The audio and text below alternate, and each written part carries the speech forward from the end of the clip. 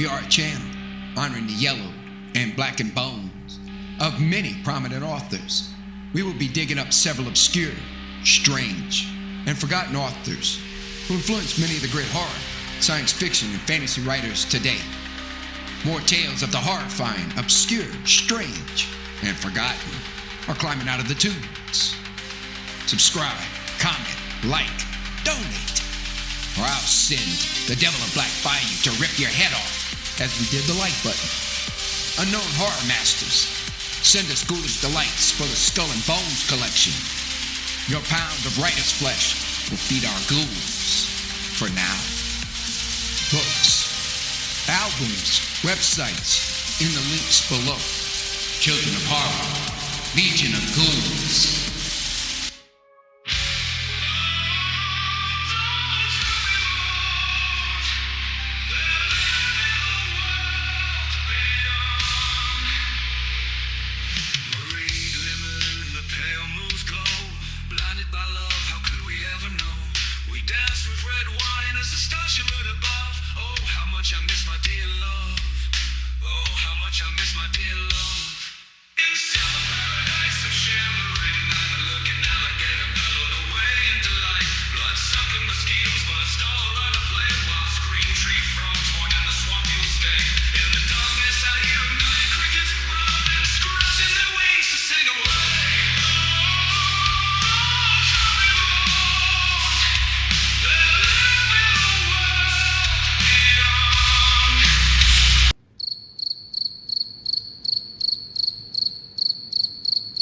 Cricket Song by Jeffrey LeBlanc.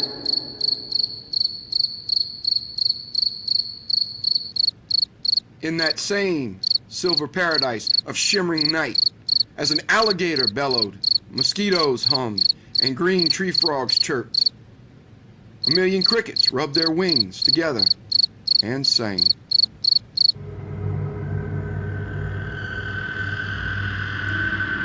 Marie and Paul Galatois stared on a skull-white moon. The young couple saw its reflection as silver ripples on the ebony waters of the Atchafalaya River. They playfully went out for a stroll up to the river's banks. A long vacation in the country had brought them to this place of peace. Both were feeling the exhilaration of youth. Both the slight fatigue of a great meal, great wine, and a fragrant feast of spiced garlic sausage, onions, lemons, and of course, steaming crawfish, had in a way drawn them out to walk and further enjoy the scenic beauty. And maybe another drop or two of sweet red wine. "Oh, it's such a beautiful sight, honey," she said.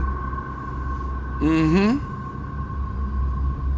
Oh, a wonderful adventure. I'm so glad we went down the bayou for this getaway." "Yes, it has been a great one." Then he continued with a grin and shrug. "Oh, on the getaway, me too," he said. They heard a creaking sound back at the restaurant behind them. From the direction of the sound, light cast flickering shadows as moths danced in and between lamplights. It had been a rickety screen door on the camp porch. The screen door had creaked open and then shut. From that door, a shadow lurched forward down the gravel path towards the river. Marie, curiously, glanced over her tan shoulder.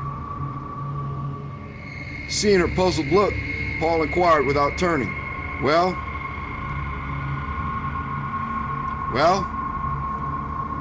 you know I'm going to ask, curious cat. Who is it?" "You remember the old fella eating in the restaurant?" Marie asked. Paul replied, "Yes, a really tall guy, purplish mark on the side of his face." "That's him, walking out this way. There goes our privacy." The lurching figure made it to the water's edge within the briefest of time. He intensely stared out on the moon's silver horizon cast across the water. He stood as an ancient oak adjacent to the nearby river shoreline. He didn't speak or look at them, just continued to stare across the river at the distant woods. I wonder what he's thinking, bae. Do you think we should talk to him? Whispered Marie. He looks so lonely, the old man. Leaning in to whisper, I don't know. These days, you never know what kind of nuts are around. They looked at the mighty, moving river again. Paul pulled his wife in close and slipped an arm around her waist.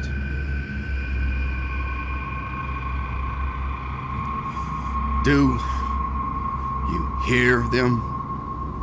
The man with the purple spot asked, his voice a low, almost guttural growl. Are you talking to us, sir?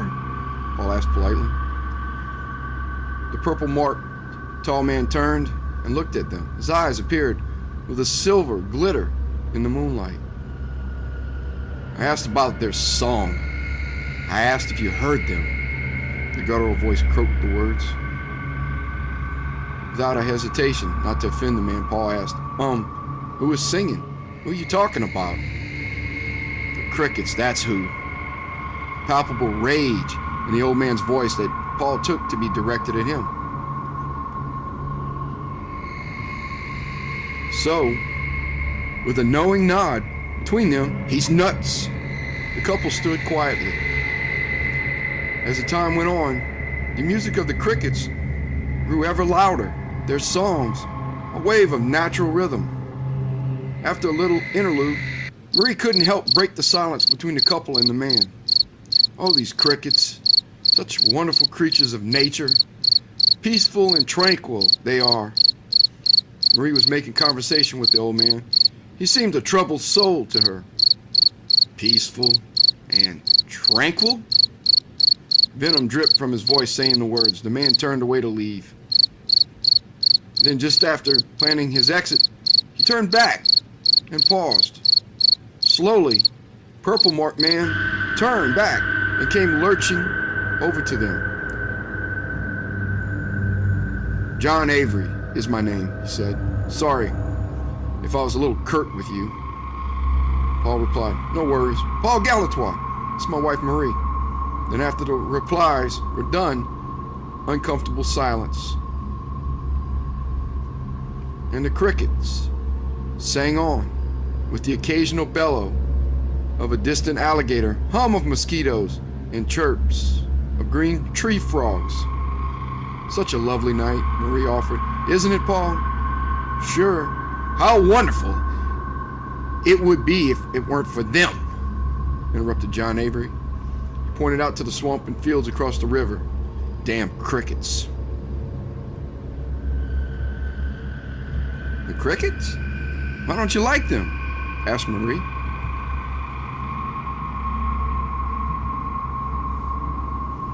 Avery appeared to listen for a moment. The pallor went pale and his face's expression like graveyard stone. You could hear him gulp and wipe his mouth nervously. After another moment, he gained control and forced a smile. Allow me the pleasure of inviting you to my humble home. I offer the finest Parisian bottle of wine from my wine cellar, he said. Waiting for their reply, he watched Paul and Marie's apprehension. Then thought again and sweetened the deal. Or maybe I dust off the 30-year-old bottles of Glenfiddich and Macallan, if you prefer.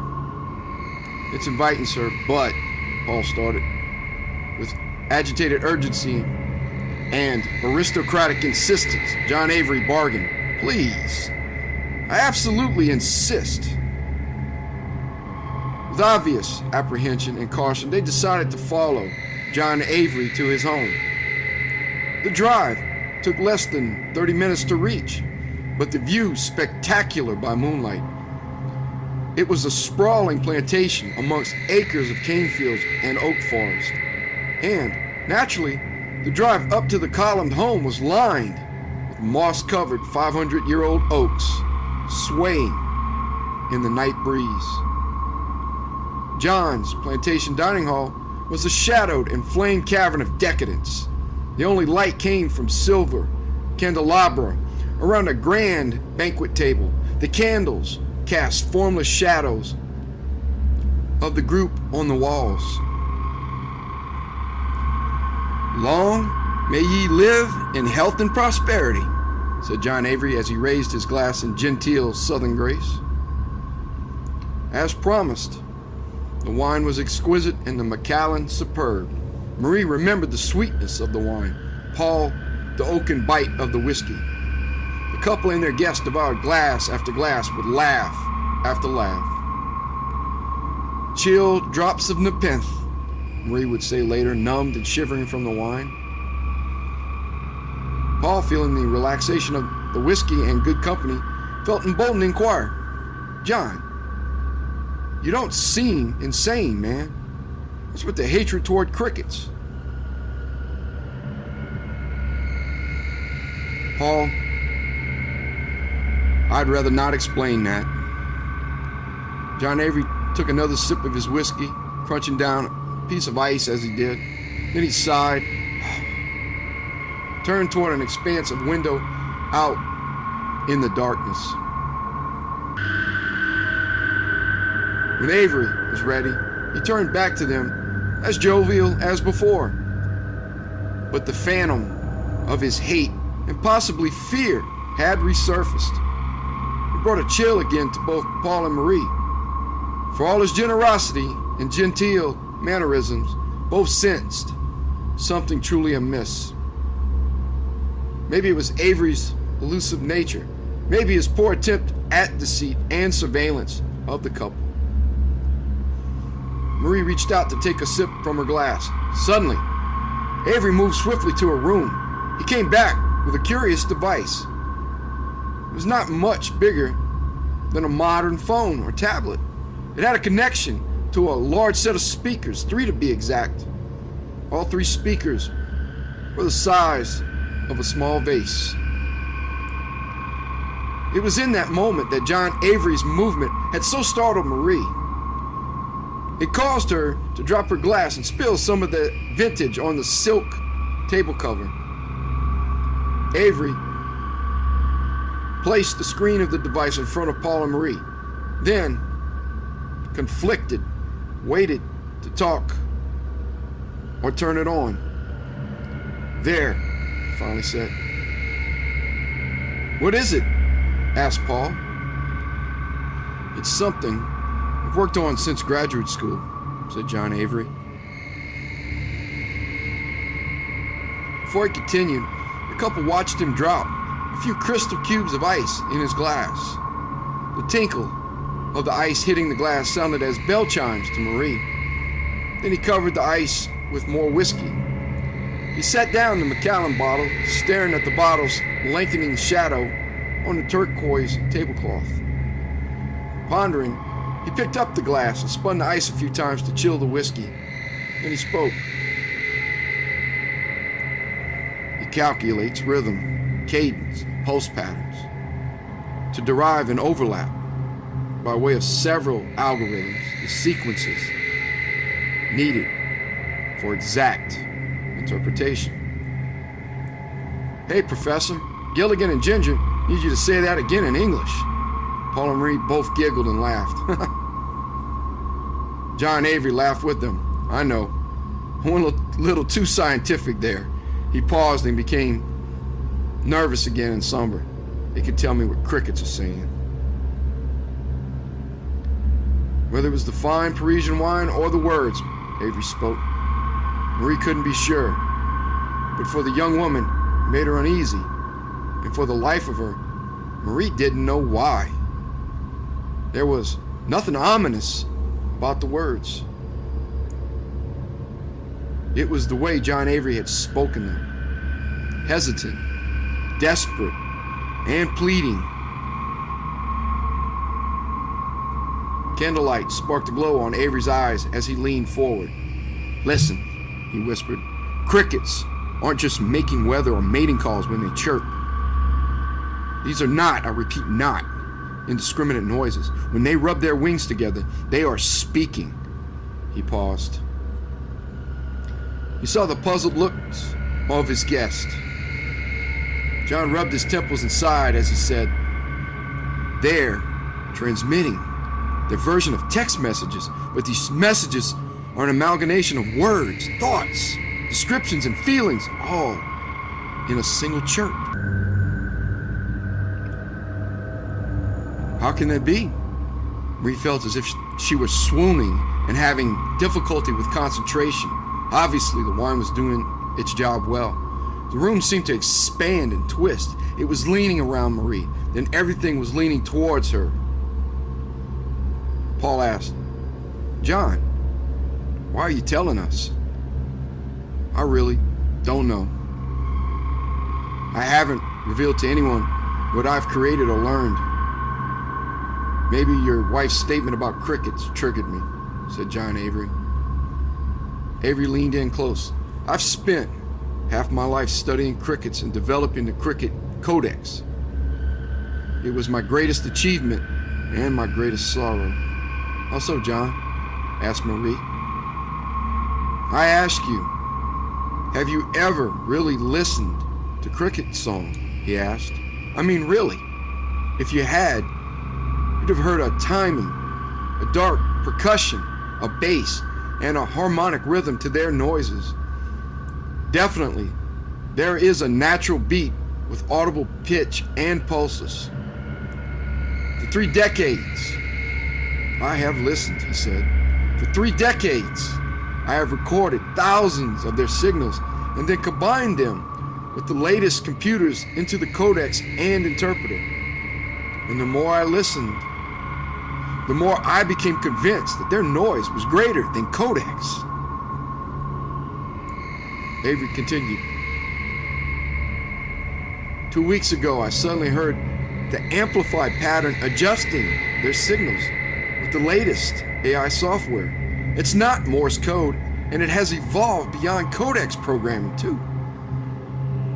These cricket harmonics are different." John Avery took a deep sigh, paused talking, and looked at his handheld computer. Avery's cricket interpreter. "And there's my breakthrough," he said. "After a lifetime, years of work, here it is. I've deciphered it." His throat worked convulsively as he picked up his glass and emptied it with a swallow. "In doing so, I've become Ozymandias, the destroyer of worlds." "Hey, calm that crazy down, John. It's crickets. They're just ordinary swamp-dwelling crickets." Paul had to do something before they lost John to his rants again.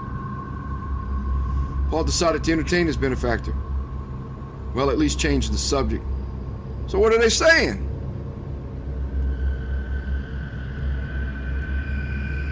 Looking up from his device and taking another sip of whiskey, John looked at Paul and said, "Again, emotions, feelings, locations, names, and events, all in a chirp." "Locations, names, and events? Sounds like Google." Marie and Paul both laughed. "I know, it doesn't sound very earth-shattering. Hear me out." He moved to turn on the device and escorted them outside to the gallery. Like our interconnected world these days, sometimes their multi-conversations get lost in saturation of the masses. That's the chirp we hear. They are in tune on different frequencies. And that's how I cracked their translation. Paul and Marie were still perplexed by Avery's revelation. "Look, I'll show you." He focused the device out toward the fields and woods. The screen lit a ghostly glare across John Avery's face. The data downloaded the pulses and sequences to a second computer tablet with the translated cricket text. Avery sat there pacing and muttering under his breath to himself as it split to 5 screens, the chirps rendering some type of language Avery was watching be converted to human language. Marie saw the various screens with the frequencies being recorded as a music device. And she saw other audiographs and displays converting more sounds to an array of words and messages. All the while, she heard the sound synchronicity, pulse, pulse, silence, pulse, pulse, pulse, silence, pulse, silence. What Marie and Paul were seeing would be comical under normal circumstances. Both nodded again to each other, the knowing look of, he's definitely a little out there. Paul attempted to feign a tight smile, but couldn't. They were looking back at the tall man with a noticeable purple mark on his gallery, walking in paced anticipation. Eagerly and frantically, he was intensely focused on the latest messages coming from the crickets. John Avery walked back to Marie and Paul. He pointed to Paul the directions of a printer just inside the house hallway. Avery pressed a button to transmit as Paul retrieved the document. Once Paul was back, John Avery said, "Now you'll have an idea." Holding out the print sheet to them, they looked at it. "Salvador LaBelle, shot wife, heart attack," it read. "John Joseph Duvall, not suicide. John Joseph Duvall Jr. murdered him. Samuel Bad." "Do you get the picture now?" said John Avery. "They are witnesses." Witnesses? Marie had to ask it even though she didn't want to. Avery held his device clenched in shaking hands. "Witnesses for the past and present, dead," he whispered the answer. "Oh," said Paul, with as much believability as he could fake, not to enrage Avery. "I see." They walked back inside. The talk turned away from death and crickets. It became lighter again. The wind grew colder and whispered down the gallery of the aged plantation, spinning brown leaves and shifting long curtains within open windows of the place. And the crickets sang on throughout the night. Time and tales continued into early parts of dark morning. John Avery insisted the couple stay in one of his many guest rooms. The couple, unable to drive after ingestion way too many spirits, agreed reluctantly. Later that night, Marie climbed into bed with Paul drunkenly. She pulled and pressed close to him. "Why is it so cold in here?" she slurred and murmured. "It's not cold. You believe all that mumbo jumbo. You're scared. How can you not be?" "Well," he said, "if there's a possibility I'm frightened, it isn't in the way you think. How's that?" It's impossible to believe what he said. He's reading some weird signal, because Lord knows there's a ton of misinformation on the air these days. But I will say he's angry and raging, and that might make him a dangerous man. And he's a mega millionaire, bourgeois. He'd get away with genocide in Louisiana. That's what I'm afraid of. Where did he get the information, the names, and what happened to them? How did he transmit it in front of us? Maybe they're family, relatives, or friends of his, Paul replied. Maybe he got them from the local mausoleum or tombstones. And then there's always the possibility he made them up. grunted softly. Ugh. Transmitting the info. Well, a kid with any juiced up app on a phone these days can pull all manner of prank. So, it was probably a joke. Marie looked under her husband, trying to read his face between the shadows cast by moonlight. She spoke.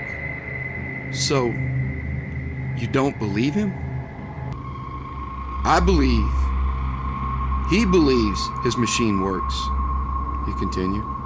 But I don't think the crickets told him. Snuggling next to him, Marie whispered in his ear, I was beyond relieved when you told him we were tired, then finished. He creeped me out tonight. I don't think I could have taken much more of him. Bae, Paul said sarcastically, our friend who looks like Peter Lorre jammed up on growth hormone? Gave us a world-changing technology involving crickets, and you criticize him? The shame is more than I can bear, Scarlett O'Hara. Nice one, Paul, Marie giggled. Then shivering again, she said, whether he's right or he's nuts, Paul interrupted. She continued, as I was saying, I'll never have the same fascination and wonder of crickets for the rest of my life. They lay close to each other and slept. And fog rolled in off the mighty Atchafalaya, blanketing the cane fields and woodlands of Avery Plantation. Somewhere outside in the still darkness, crickets scratched and rubbed their wings together until morning came. Late in the morning, a knock came to their room, waking Paul and Marie. I've made coffee and breakfast if you can eat, John Avery said. We need to talk. I need your help. After a pot of community coffee with bitter chicory and wolfing down a breakfast of ham and eggs fit for a king, Paul spoke. Well, John, we are all ears. How can we help such a gracious host? Running his hands through his hair and scratching his stubble chin by his purple birthmark, Avery whispered, I've been discovered. They know I can read their language. John looked at Paul and Marie, took a deep breath and blurted, they're after me. John, we had this talk about the crazy train. Are you talking about the crickets? Inquired Paul, frustrated. Not sure if it's them, said John Avery. Either it's the crickets or something far worse. Marie had been placing a pat of butter with her knife and fork. Upon hearing his words, she felt spasms in them as her fingers cramped, and the icy chill she'd had last night had returned. Marie was uncertain, while the ice was creeping up her legs and spine. Avery, this is going on enough. You are scaring my wife. Paul was trying to sound patient. Understand me, John Avery pleaded. The crickets are natural harmonics, easily manipulated and easily controlled to generate field-bending sounds. They've been forced into blackest servitude by something. Whatever this darkness is, the dead, something from the beyond, or something demoniacal. It commands them now. It sent out these horrible messages. Why? Best guess? Whatever this unnameable force is, it's compiling a list of dead names, said Avery. It may control dead souls as it does the crickets, indirectly. Maybe it's sending out a roll call through the crickets to let the others know. This is just plain stupid, John. Listen to yourself. Ask yourself If any of this makes a lick of sense, ask yourself, why? Paul was trying to get Avery to use his rational mind to deduce.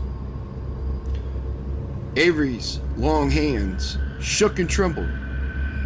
I just interpret what I'm seeing. As for the why, I don't know, he said. Maybe when there are enough names, when enough of these dark entities are summoned and are ready, Avery's head beaded with drops of sweat. His agitated throat moved convulsively. They'll break into our dimension, he said. Realizing he was losing the battle with Avery on logical thinking and sanity, Paul Galatoir paused, then asked, "What compels you to think you're in peril, sir?" "Because I made adjustments to the software. Added an updated component that puts the language in a 3D rendering. Early in the morning, just before the sun rose, it showed me something most foul," said John Avery. Marie, her curiosity and dread getting the better of her, asked, "What was it, John?" Panic raced across his eyes as he said, "It showed my death." Paul didn't believe the cricket interpreter worked. He didn't believe the lucid madness that John Avery spouted about precognition through crickets.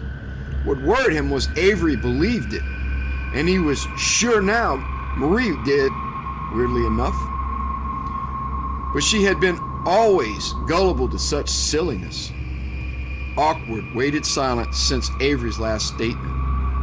Paul broke the heavy silence. He figured better he sees this through for both Marie and Avery's sanity. "What can we do?" he asked in a voice of apprehension and dread. "I don't know. I just know the crickets lower their volume when I stay in a group or crowd. Maybe it's a natural law thing that governs evil. I don't know the rules for other dimensions. I say stay with me until I can get my colleagues and family out here," requested John. "So they can't get me." Marie's spine had the return of the chill as she stared, pleading at Paul to leave. Paul nodded. "What can we do?" As if inferring their concerns. "This is a big house. Plenty of things to entertain you. I promise I won't intrude or bother you," said Avery. "It's tonight when they return. Just be in the room until morning. I'll sit over in the next room out of your way, just so I can see you." John Avery lifted up slowly with a stiff back. From Paul's perspective, Avery looked as if he had aged 100 years in a day.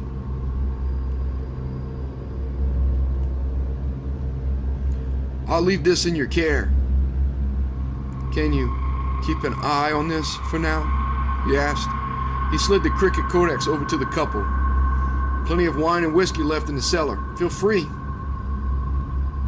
Lurching, John Avery left before they could say another word. Avery seemed to hobble now and sway as he left their table and walked across the dining room, weaving in and out among the artwork, fine chairs and statues. In the adjacent parlor and vast library for them, he sat down at a desk filled with scientific literature facing him. They saw him reach forward and turn on an emerald blue lamp. "Now what?" said Marie. "Hey, it's an open bar of $1,000 wine and whiskey. We'll entertain Master John for a little while at his chalet, dear scholar," said Paul jokingly.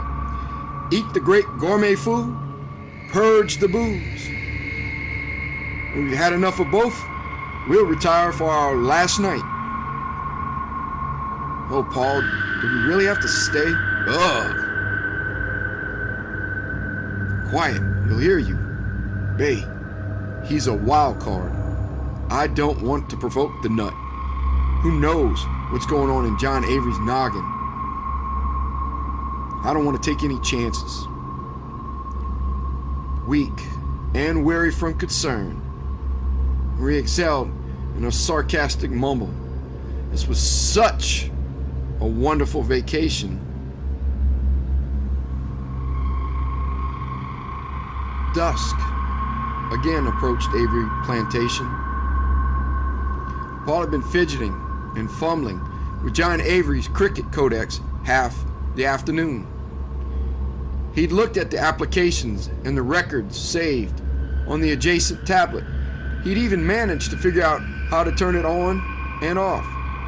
That brought him a great deal of pride and a momentary smile from Marie.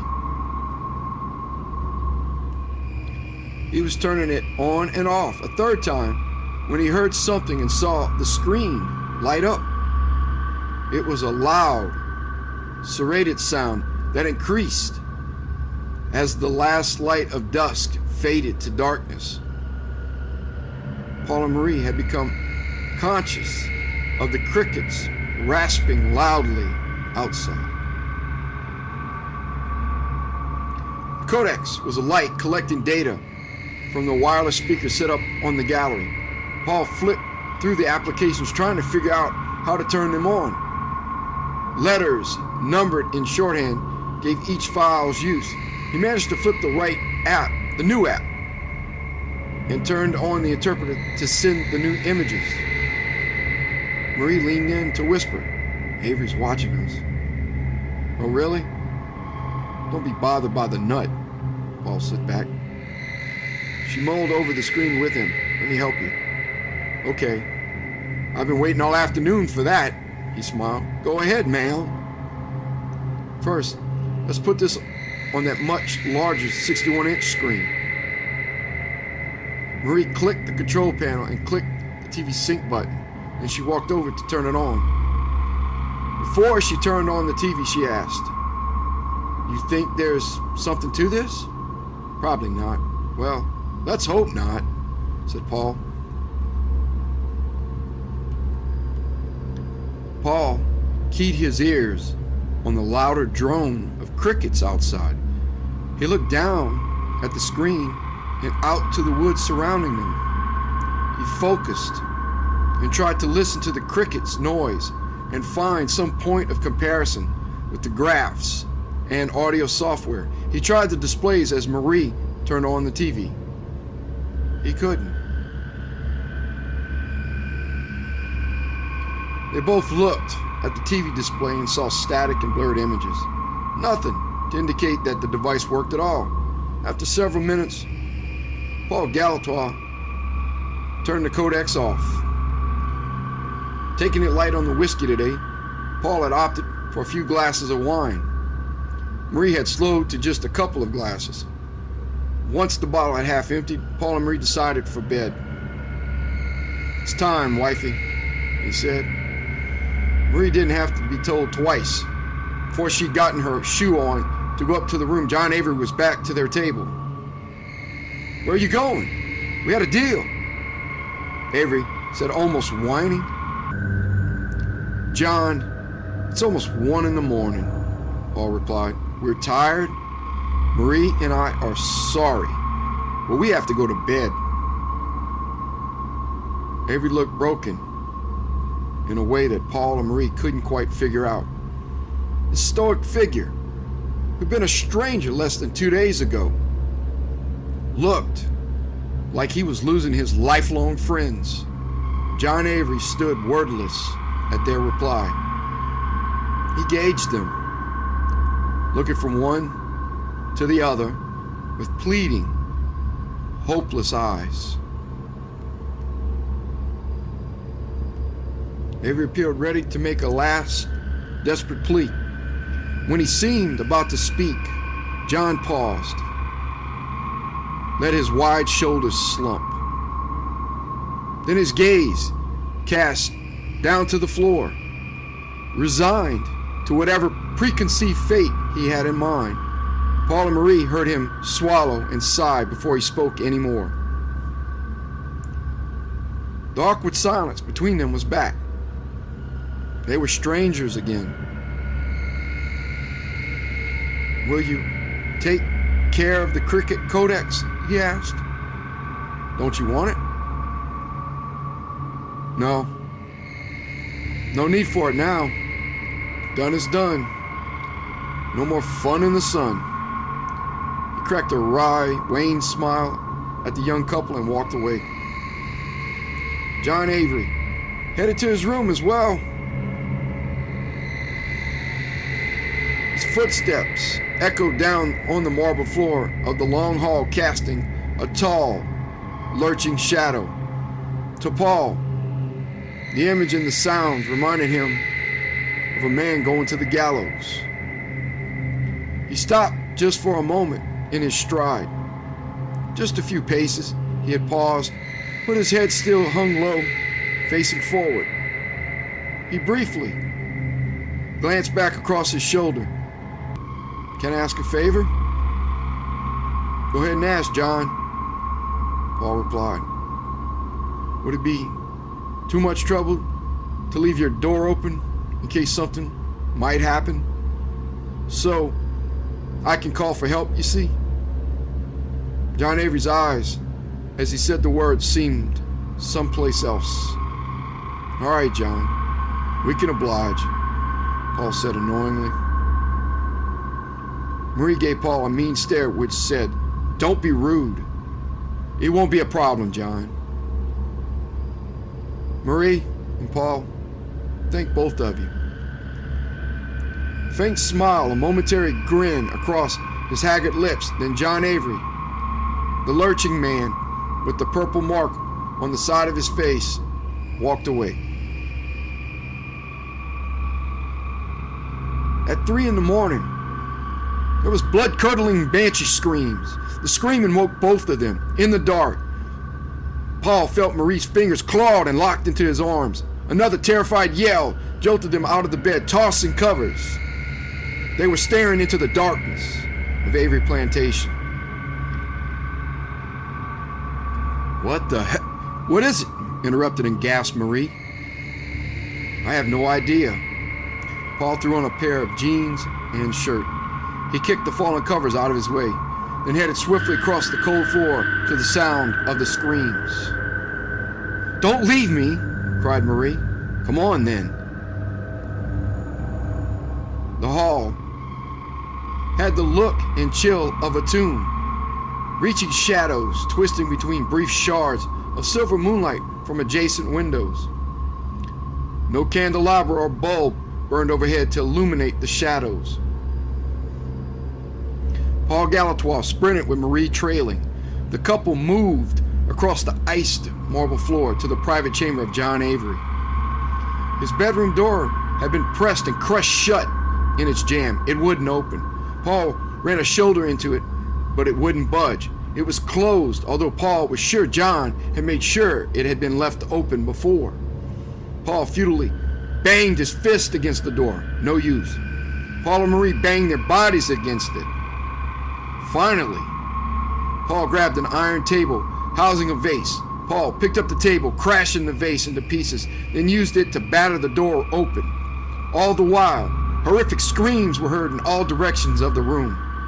"John Avery! John!" he called while splintering the door to get in.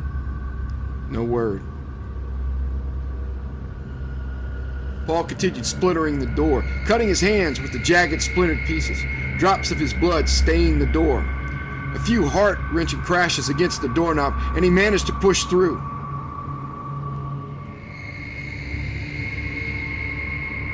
Inside the room, it was obsidian and pitch. An insect-like whir surrounded Paul and Marie. Within the room, there was shaking, tambourine sounds, scratching sounds, rustling sounds, popping and crackling sounds above, below, and behind them. The deafening and disorientating noise made Marie and Paul fall back out of the room convulsively. "Paul, what's going on in there?" exclaimed the terrified Marie. Her voice was almost in a scream. Paul's throat was dry as sandpaper. He tried to moisten it to talk, but he couldn't. Paul's mind was processing what was occurring. He couldn't answer Marie even if he wanted to. He didn't answer. They stood immobile, not knowing what to do. Then, inside, the screams stopped. Then the noises stopped. Paul gulped, took a deep breath for courage, and pushed what remained of the broken door. Screams and gasps gagged in both their throats. Paul vomited. Marie, seeing her husband vomit, retched as well. Crimson blood spattered the ceiling, the walls, and ran as a red river all across the floor. Pieces of what remained of John Avery were lying in separate pools of blood-splotched moonlight. The skin to each part shredded as through a food processor. Avery's flesh and sinew and bone ground to mash as if by a chainsaw. A door leading from John Avery's room out onto the gallery had been ripped from its hinges. Fog rolled out from that gaping corridor now. It had to be some freak storm, Paul thought. That explains the door, but nothing can account for the crying, sobbing uncontrollably. Marie screeched. He was right. John Avery knew. He knew he would die, Paul, and we did nothing for him. Marie looked on, the pools of blood and mashed flesh and bone. She stood paralyzed, a fist pressed against her mouth while Paul moved to something John had written by his bed. They're good kids, Paul and Marie. I made a mistake letting them know. But it had been so long since I had anyone over. Seemed every time I tried, I remembered what happened to my dear Elizabeth when I showed her my discovery. These minions of that thing out there, out in the beyond, that waits to rot us. They are ruthless predators. The crickets left nothing of Elizabeth to bury. Heartless savages. If I live through the night, I'll take the codex back and destroy it. No need for anyone else to die. Paul could hear his own heartbeat thundering between his ears. His fingers trembled and began to spasm. The world around him was shifting and becoming cloudy. He had to inhale slowly to control his growing dread. Were Marie and him safe? He saw Marie swooning and caught her. She regained herself and opened her eyes to Paul. Wide, staring eyes that recognized nothing, that looked right through her husband at first. Panicked eyes that realized something. They were probably doomed too. I have to know, Marie, Paul whispered in her ear, as if his knowledge would change anything. Won't matter, Paul, she said in that same hopeless tone that dead John Avery used. Same eyes, too. Eyes stark and glazed. She heaved from him and back to him, sobbing. His eyes widened, and he waited to hear anything. In the dinner hall, where John Avery had shown his cricket codex, Paul sat with his wife. He turned the device on and watched the playback in the ghostly shadows of recorded audible. There was the static again, and then the usual spiked graphs they had seen before. Then Marie realized something. Paul, the playback was too fast. We have to slow it down here. She moved a button with her finger. The static began to dissipate. The image in the video was instant. John Avery, a hissing voice said. Then another image. It was a multitude of colossal, twisting, spider-like claws that ripped the gallery door to John Avery's room off its hinges. Then, a million crickets swarmed him. You heard the terrified man scream. Then, as they ripped his spurting head off, you heard the terrible, pig-like squeals of a decapitated man. Oh dear God! Marie went into hysterical fits again as Paul tried to calm her. Paul Galatois was beyond numb by the image. He was spiraling into madness. That wasn't real what he saw, was it? But then, Paul and Marie cast hopeless eyes on a new image. They saw the spidery lurker from beyond return on the screen as they sat hiding in Avery's plantation. It hissed again. Paul Galatois. It showed Paul reduced to piles of excrement and flesh in the darkness of the cellar. Then it hissed. Marie Galatois. And showed Marie torn in half with her shredded, ripped flesh and intestines strewn in the swaying oaks.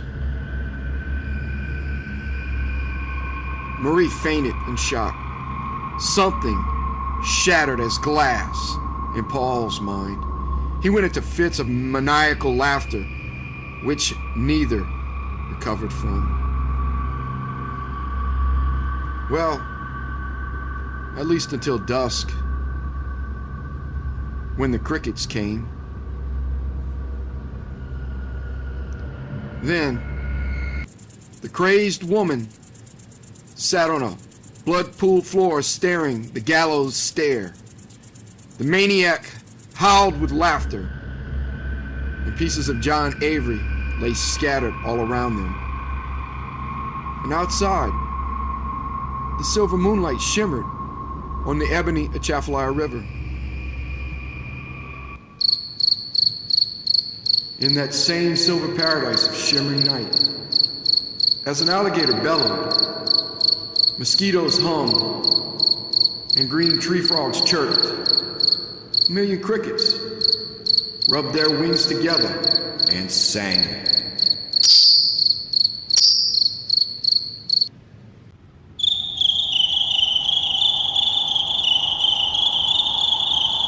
Thank you for listening.